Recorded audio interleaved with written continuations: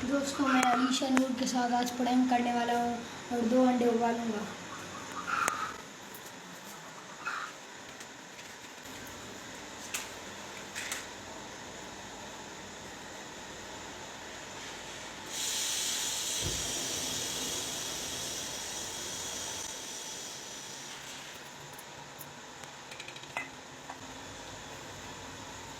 दोस्तों 5 मिनट लगेंगे इन अंडों को उबलने के लिए। दोस्तों देखें ये उबला है या नहीं।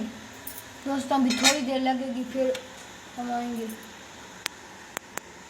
मैं आज अलीशा नूर के साथ प्रैंक करने वाला हूँ, वो मुझसे लड़ न जाए।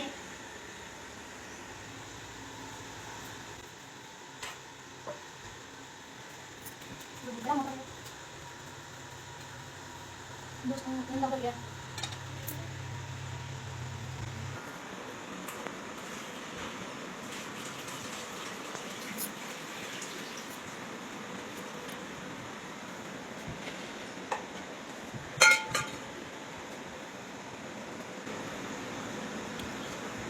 आजा अलीशा, अंडा तैयार है, अब तुम भी छिलो।